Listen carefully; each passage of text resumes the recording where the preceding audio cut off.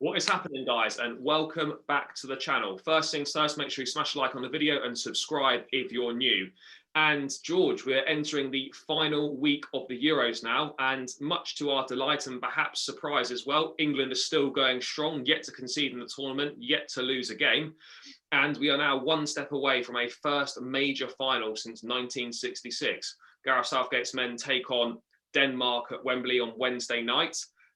George, I guess as always going into these games of England, the formation is going to be the main question. So my first question to you, mate, is do you expect Gareth Southgate to stick with a 4-2-3-1, or do you think he could revert to a back five?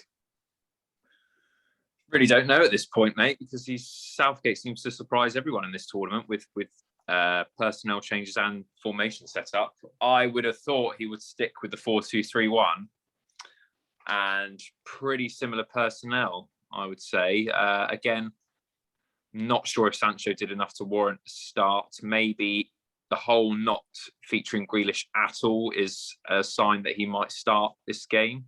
Other than that, mate, I have total faith in Gareth Southgate. So for me to sit here and try and predict and say I prefer this player to this player, I have to say I have every faith in him to pick the right 11 for that game.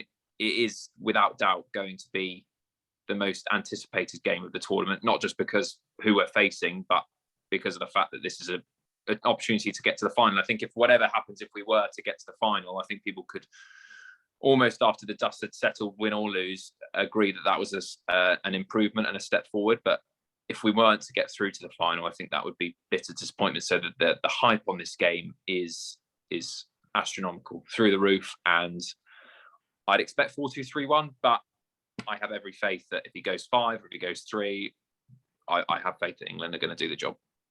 Yeah, I think Southgate's kind of proven himself with his tactical choices throughout the tournament. So I don't really think there's grounds to question him given the results that we've achieved so far. So whether it's a 5 or a 4, I'd expect it to stay as a 4. If it stays as a 4, George, you expecting the same back 4 to line up in the likes of Kyle Walker, Stones, Maguire and Shaw? You don't think there'll be a swap in the fullbacks, maybe a Trippier or a Reece James coming in?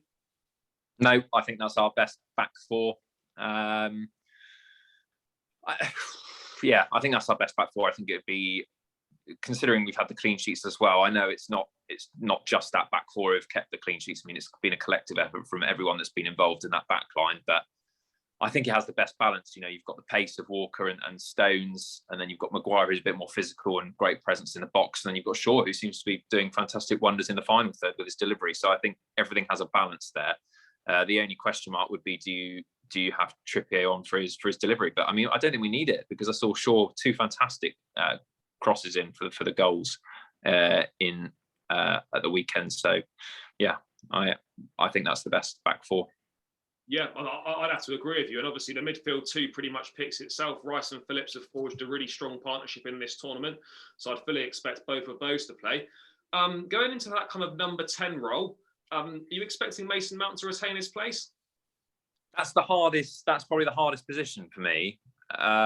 Because we said it in the last video, I don't think Mount showed the best case of himself. Maybe there's slightly a bit of fatigue there. The fact that he's catching up with the rest of the squad as well with that isolation period. So I don't know. You could put a hat on any of the so-called number 10 roles and make a case for them. Again, it's more to do with preference of what fits the shape and what fits the team best. I think what Mount does give you is that energy that maybe someone like a Phil Foden doesn't, even though probably Phil Foden's more skillful on the ball. Tough one. I don't expect him to keep his place personally, but then, yeah, I'm always on the fence with these sorts of things because we have just won 4-0. So Mount must have been doing something right.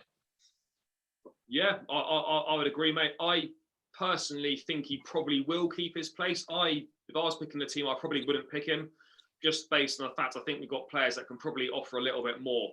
I'd be tempted to play a Foden or a Jack Grealish there, just for a bit more creativity on the ball. But obviously, moving forward to that final third, George, Kane and Sterling are certainly going to play, barring any last-minute injuries.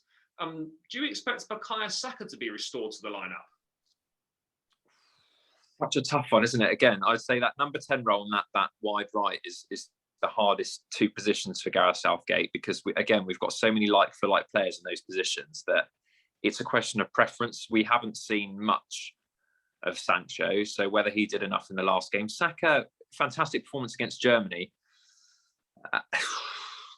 For me, again, it's a matter of preference. I mean, I'd like to see more of Sancho in this game, but again, I don't think it's a risk. I think all of those players have the capability of doing something in the final third, and actually, I think it's more important that as long as Sterling and Kane are fit and they play, I think the other one just has to complement the three. I don't think there's as much of a pivotal role from that side. I mean, the majority of goals have come from the left-hand side anyway, from what we've seen.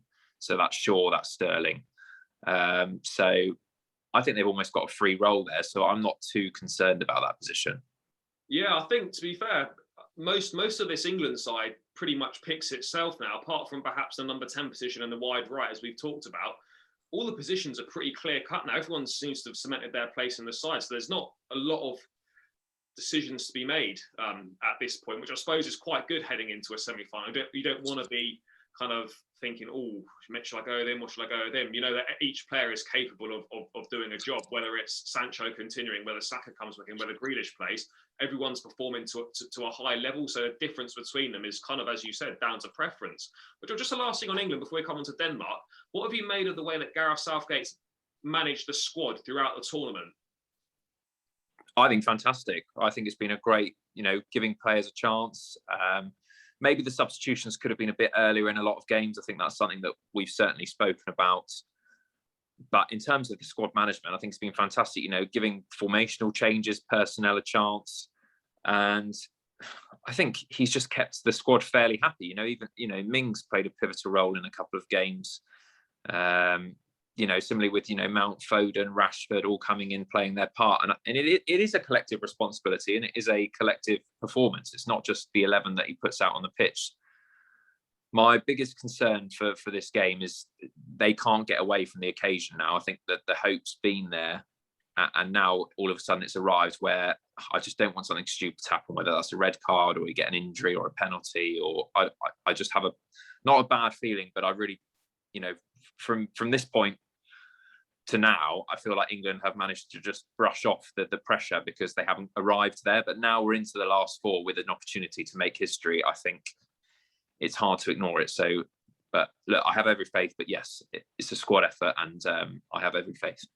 Yeah, I'd have to agree, but I think he's managed the squad really well throughout the tournament.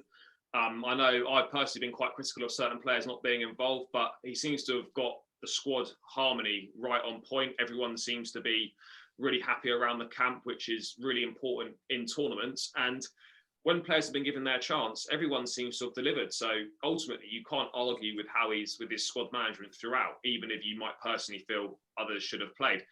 Just one thing, George, before we move on to the Danes briefly, do you think England now are in a position where they won't let the occasion get the better of them like we've seen in the past?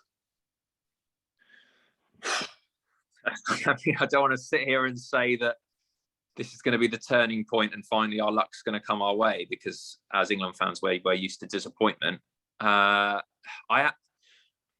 There seems to be a bit of confidence around this squad. So I really do believe that this team feels as though they can win the tournament, unlike other teams where maybe those psychological barriers have come in place. We all know, everyone knows about the draw and how it's opened up for England's favour. We all know that. But, we've still got to play a very difficult Danish side. And I just really, like I said, mate, I just really hope they play the game, not the occasion, and just not listen to the noise from media and fans, because we all know how important it is, and so do they. But we have to get there first, and this is going to be our toughest test today. I think this will be even tougher than the Germans in some respects, because you're playing a team that are bang in form, unlike Germany, who were maybe, because of their name, their status, they got a bit overhyped. So I think it's going to be the biggest. Well, it is the biggest game in England's history for a long, long time. And since the semi-finals of the World Cup, so huge opportunity. Yeah, I think you summed it up perfectly. And not playing the occasion, but playing the game. Obviously, it's easier said than done. But George, just a quick word on the Danes. You obviously have been championing them throughout the tournament, saying you fancy them as a bit of a dark horse. Just how impressed are you with what they've done in their run to the last four?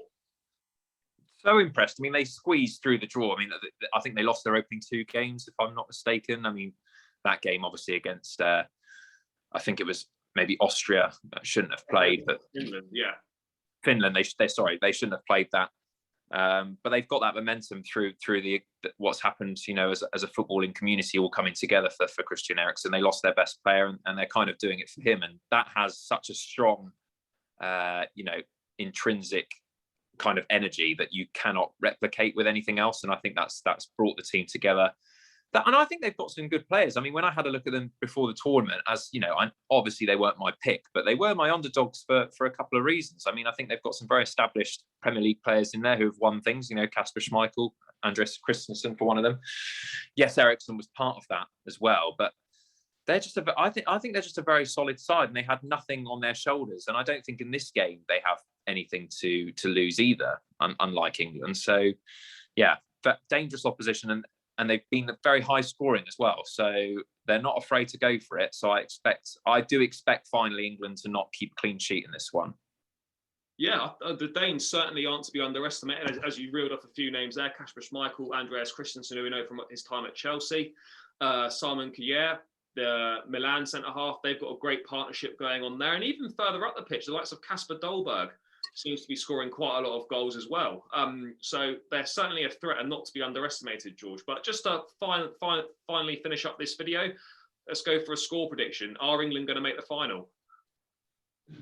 Yes, we're going to make the final. I think it's going to be a tense affair. Now, I know I said that about Ukraine, but I think Denmark are a step up in terms of quality. So I'm going to go for a 3-1 England. Going to be quite tight at 2-1, and we might just get a late goal to kind of seal victory. So 3-1 to England, I'm going to go for. I'm going to go. I also likewise think that, all the cards seem to be falling into place for England in this tournament. So I agree with you. It'll be a tight game. I'm going to go for a 2-1 win, and then we'll head into the final at Wembley on Sunday, where it could be anyone's game. But yeah, guys, those are just myself and George's thoughts heading into the big game against Denmark on Wednesday night. As always, leave your thoughts in the comments below. Smash a like on the video and subscribe to the channel if you're new.